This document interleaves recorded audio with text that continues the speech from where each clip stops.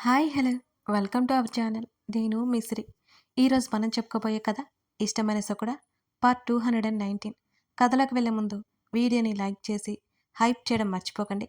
ఇక కథలోకి వచ్చేయండి. ఆమె శరీరపు ఉద్వేగం అతనికి అర్థమవుతుంటే ఆమె వెన్నుని సున్నితంగా తడుముతూ ఆమె పెదవులని ముద్దాడాడు గగన్. మరుక్షణం ఆమె పెదవులు వదిలి ఆమె తల మీద ముద్దు పెట్టుకున్నాడు. అతని నడుము చుట్టూ చేతులు వేసి అతని గుండెల్లో ముఖం దాచుకుంది ధరణి. ఆమె భుజాలు పట్టుకుని దూరం తోస్తుంటే ధరణి జరగలేదు. ఆమెకి ఏడుపొస్తుంది. ఏడిస్తే ఒక్కటేస్తాడని భయం కూడా ఉంది. ఈ మధ్య హార్ట్‌గా తయారైపోతున్నావు. గగన్ మాటలకు ఆమెకి అంత ఏడుపులోనూ నవ్వొచ్చింది. పెదవులు బిగించి తల ఎత్తి చూసింది అతని వంక. వెటకారం చేయకు నువ్వు. ఆమె అలకబోని మాట్లాడుతుంటే అంతకుముందు ముద్దుగా ఉండేదానివి. ఇప్పుడు హార్ట్‌గా అనిపిస్తున్నావు అంటూ ఆమె చెవి దగ్గర వెనక నుంచి జుత్తు తడుముతూ మరోసారి ఆమె కంఠం దగ్గర ముద్దు పెట్టుకున్నాడు గగన్. ఆమె శరీరం మరోసారి జల్లుమంది. ఆమె నోటి నుంచి చిన్న నిట్టూర్పు వెలువడింది.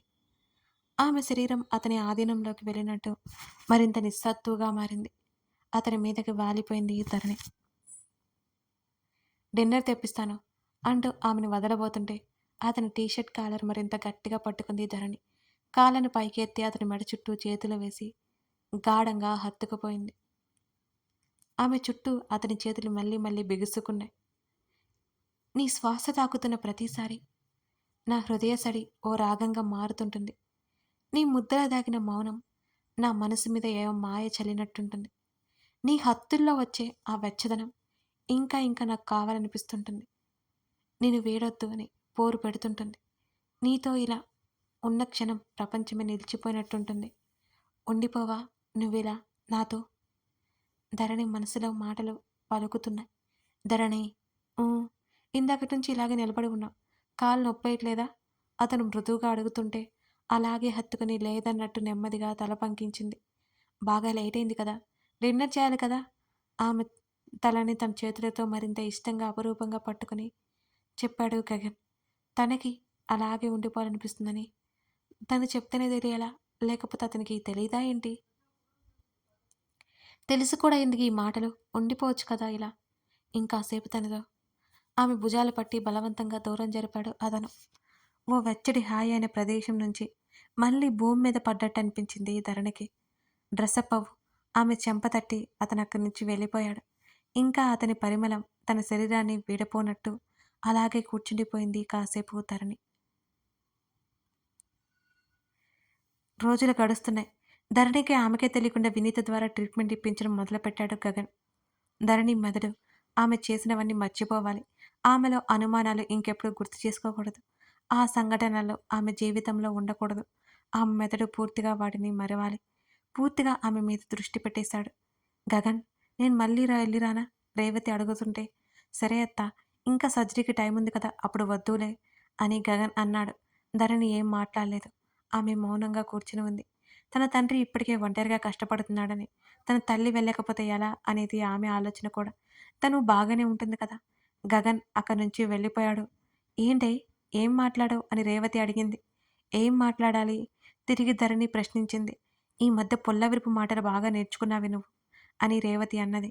అమ్మా, లేకపోతే తిన్నగా సమాధానమే రావట్లేదు నీ నుంచి అని రేవతి అంటుంటే, నువ్వు ఇక్కడే ఉంటే బాగుండనిపిస్తుందమ్మా. మరోవైపు డాడీ ఒక్కరేగా వెళ్ళు అన్నది ధరణి. కూతురిని దగ్గరికి తీసుకుంది రేవతి. నీకేం భయం లేదు. అత్త, బావ ఉన్నారు కదా, ఇంకేంటి భయం? నిన్ను చూసుకుంటారు. అయినా నిన్ను ఒకరు చూసుకునేదేంటి? నువ్వే అందరినీ చూసుకోవాలి, సరేనా? ధరణి ఏం మాట్లాడకుండా అలాగే తల్లి భుజానికి తల ఆనించుకుని కూర్చొని ఉండిపోయింది.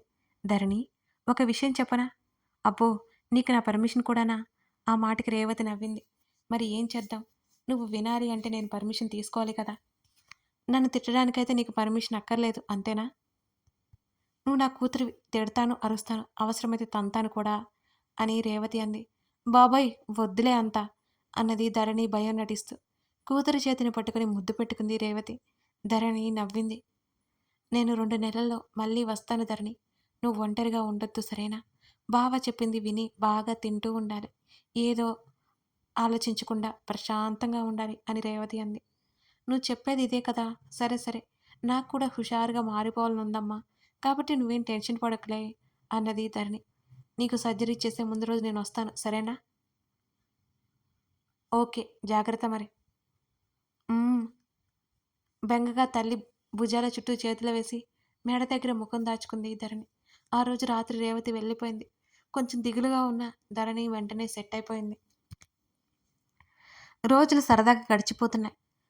ఇప్పుడు టూరేంటి వేదా? అది ధరణితో పాటు అంటావు? తను ఏం చూడగలదో బాధపడుతుంది. గగన్ ఫీల్ అవుతాడు. ఇదంతా అవసరం లేదు. నువ్వు వెళ్దామంటే చెప్పు తీసుకెళ్తాను అన్నాడు హర్ష. ఎక్కడికో వెళ్ళడానికి సిద్ధమవుతూ. హలో మిస్టర్, నేను వెళ్ళాలి అనుకుంటే నువ్వు నన్ను తీసుకెళ్లాల్సిన అవసరం లేదు. నేను ఒక్కదాన్నే వెళ్ళి రాగలను అని వేద అన్నది. ఏది నార్మల్‌గా తీసుకోవే నువ్వు అని గగన్ అన్నాడు. లేకపోతే ఏంటి? ధరణి నార్మల్ అవుతుంది కదా! తీసుకెళ్దామంటున్నాను.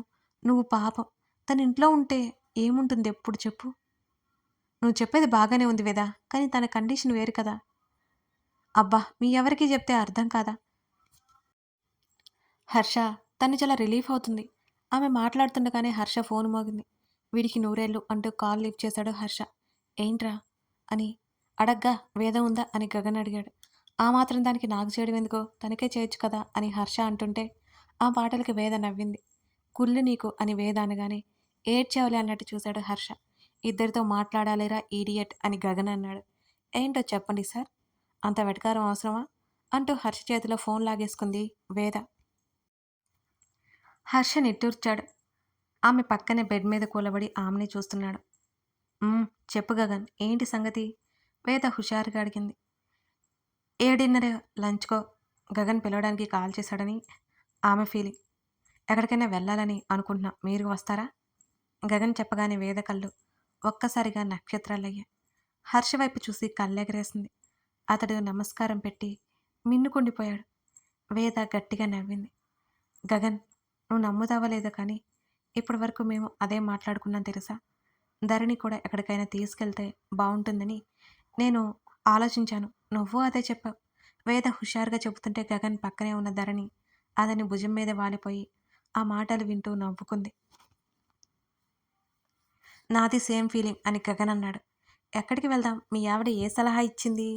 అని వేద తెగ హుషారుగా అడిగింది. ఇంకా ఏం లేదు, అనుకోలేదు. ధరణి చేతి మీద నెమ్మదిగా నిమురుతూ అన్నాడు గగన్. మీ ఆవిడ్ని సెలెక్ట్ చేయమని చెప్పు ప్లేస్ మరి అని వేద అంది. వేద మాట్లాడుతుండగానే ఏదో ఒకటి డిసైడ్ అయ్యి మాకు చెప్పండిరా, నువ్వు హడావుడికి చేయకు అని వేదతో అన్నాడు హర్ష. హర్ష, ఏయ్ మీరు డిస్కస్ చేసుకున్న తర్వాత మాకు కాల్ చేయండి అంటూ వేద చేతిలో ఫోన్ లాక్కుని టక్కున కాల్ కట్ చేశాడు హర్ష. మాట్లాడుతున్నాను కదా హర్ష, వేద అరుస్తుంటే ఇప్పటికిప్పుడు అంటే ఆలోచించుకోవాలి కదా వాళ్ళు కూడా అని అన్నాడు.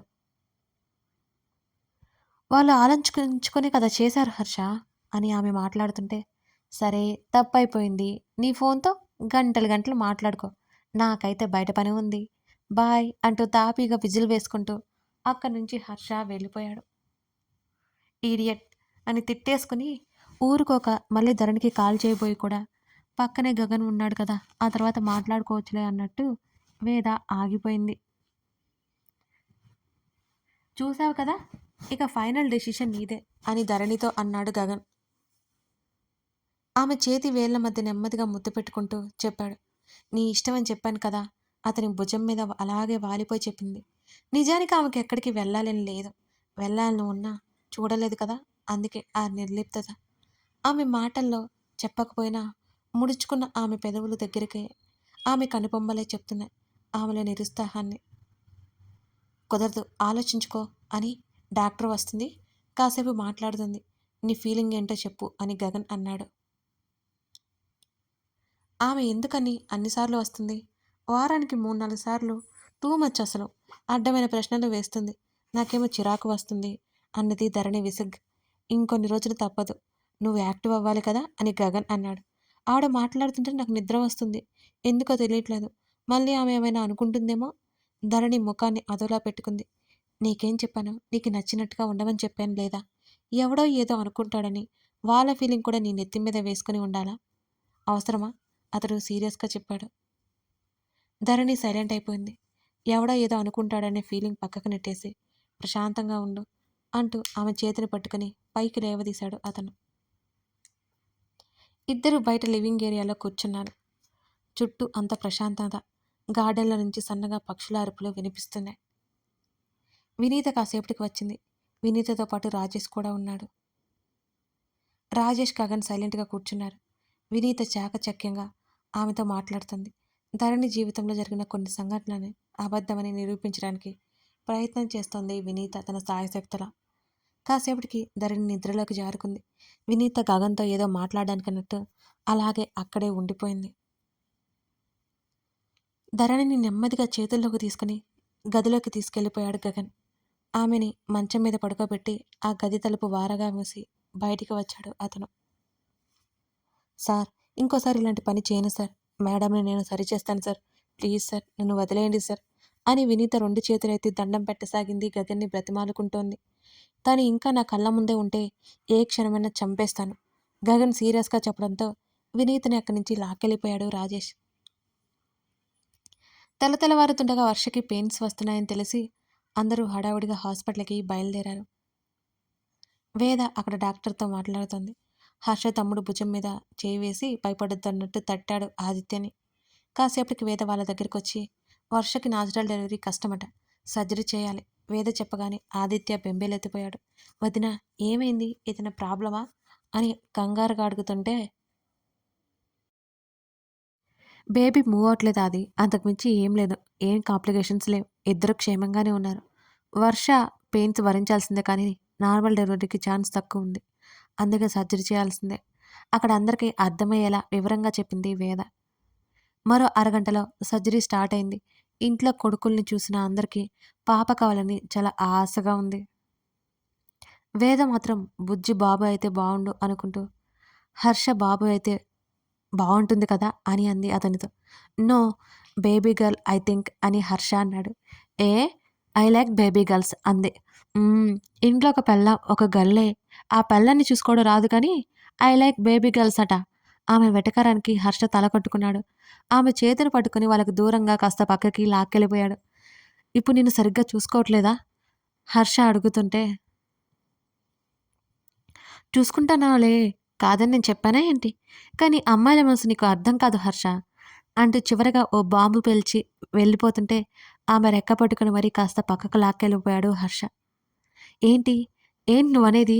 బాగా చూసుకుంటాను అంటావు, అర్థం చేసుకోలేను అంటావు. ఇంకా ఎలానే బాబు నీతో వేగేది అని హర్ష వాపోతుంటే, అంత గింజుకోకలే హర్ష. కాస్త లేటుగా అర్థం చేసుకుంటావు కానీ పర్లేదు, నువ్వు మంచి మొగుడువేలే అంటూ వేద నవ్వింది. రాక్షసి, కంగారు పెడుతూనే ఉంటావు ఎప్పుడు. కోపంగా చెప్తూనే ఎవరూ చూడకుండా ఆమె నడుముని నొక్కి వెళ్ళిపోయాడు హర్ష. ఆమె భయంగా చుట్టూ చూసి ఎవరూ లేకపోవడంతో గుండెల మీద చేయి వేసుకుంది వేదవతి.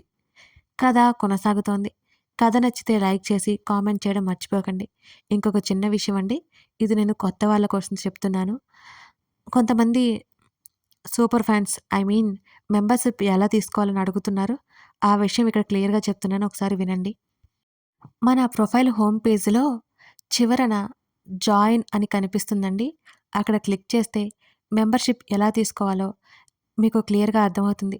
లేకపోతే మెంబర్‌షిప్ వీడియో ఏదైనా ప్లే చేసినట్లయితే డైరెక్ట్‌గా ఆ వీడియో నుంచి మెంబర్‌షిప్ ఎలా తీసుకోవాలో, పేమెంట్ మెథడ్ ఏంటో అక్కడ క్లియర్‌గా కనిపిస్తుంది. ఓ లుక్ వేయండి. 59 ఓన్లీ. Thank you.